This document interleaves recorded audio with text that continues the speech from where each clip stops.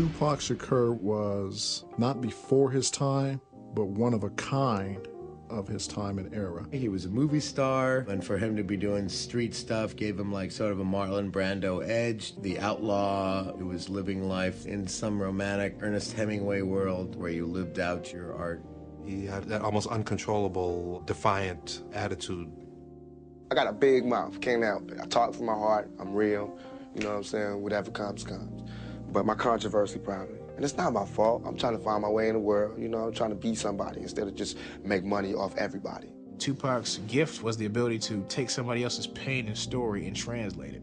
We, as rappers, bought that violence. We bought the violence that we seen on the street. We put in our records for years. And after 3-4 years, people finally starting to see it because of all the statistics that's going on in the streets. If we stop talking about it, then they wouldn't take statistics. And when they stop taking statistics, then we'd be killing each other in the street, and these white people wouldn't care no more. He would definitely give you something to think about.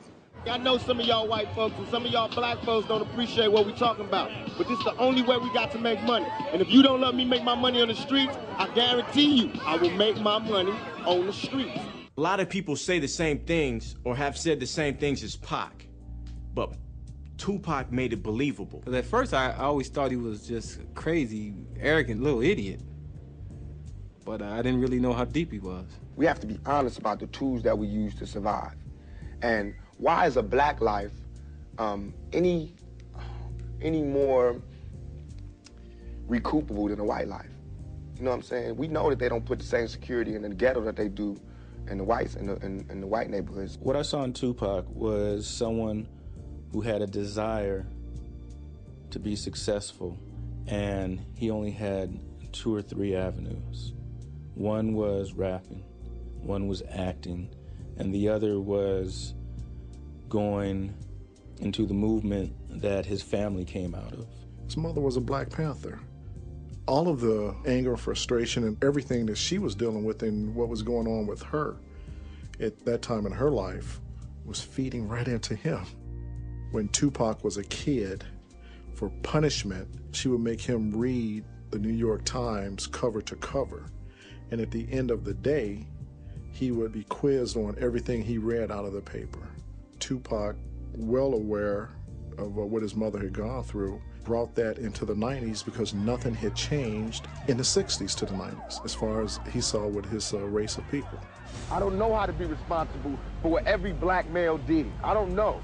Yes, I am gonna say that I'm a thug. That's because I came from the gutter and I'm still here. I'm not saying I'm a thug because I want to rob you and rape people and things. I'm a businessman. I mean, you know I'm a businessman because you find me at my places of business. Tupac was a star in Interscope, and Interscope had their hands full with him. He was in jail and in trouble. He just got beat up by the police.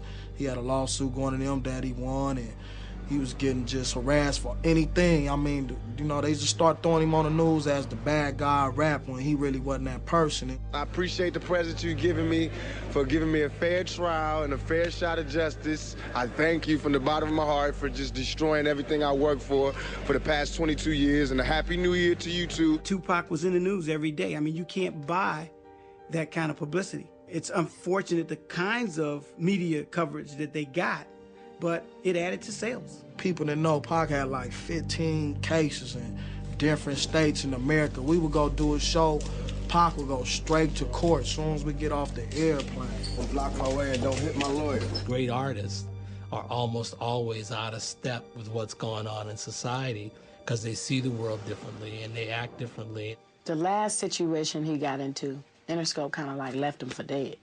They wasn't really fucking with Pac like that. Shakur and another man were accused of sexually assaulting and sodomizing a 21-year-old woman in their hotel room last year. It's not a crime for me to be with any girl I want to be with. It's a crime for that girl to turn that into a rape charge.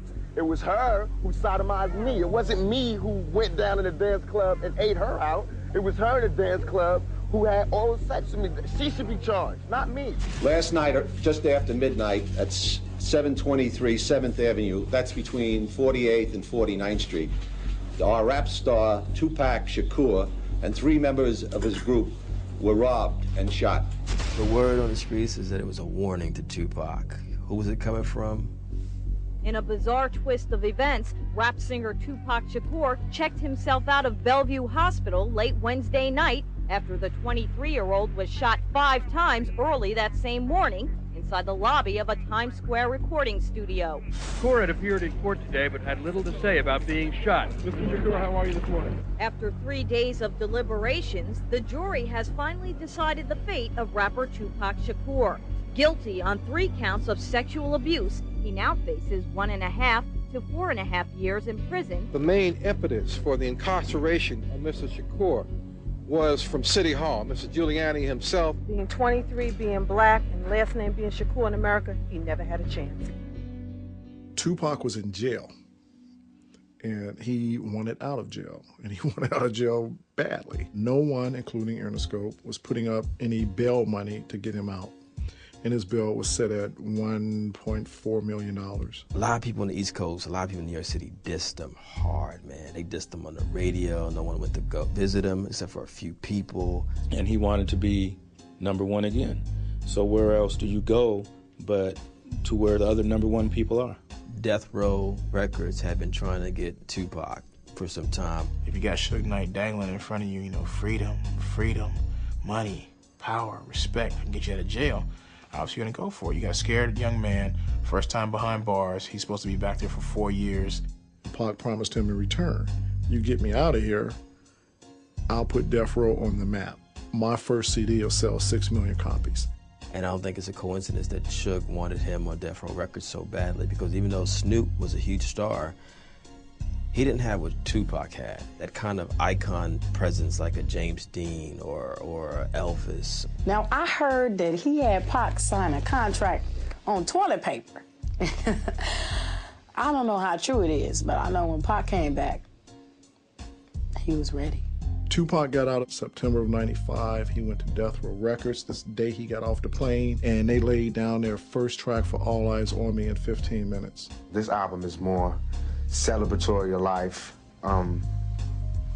upbeat, energetic, fun, I think. But it's also harsher in terms of the language because I've been in jail for 11.5 months. Tupac brought the feeling of I was nothing, now I'm something, and I want everybody else to be something too. If I could do it, you can do it. He stirred up the whole group there. He got them all going and all working. He made sure that every artist at Death Row had some part of this double CD. It was his way of saying, look, I'm part of the family, and I want you on my album, which he did not have to do. Like, I remember doing a session with him, you know, and it seemed like he was just running around having fun, just partying, you know, having a good time. But the man was done. We thought that he didn't even write them. We thought he came with his lyrics already, but no, he wrote them that day. And that's just how sharp he was, man. You had people around the studio saying, man, we gotta get like Pac. Pac just go in there, kick him in, kick him out, kick him in, kick him out. And that's all they talk about. And that's exactly what they're doing. He made the level of competition, which is a good thing. He brought that level up. Any of the artists will tell you that what Tupac put into them was this business of the work ethic, where you can do more if you just work at it. When Tupac came, it's like Suge wasn't worried about nobody else, not Snoop, nobody at the time. Nobody. He didn't care nothing about any of the other artists at that time. He says all he needs is Tupac. He says Tupac is such a genius. And this guy is a workaholic. He didn't want no girls. He didn't want nothing. All he wanted was to go to the studio and go to work. He wanted to take his experiences and share it with the world.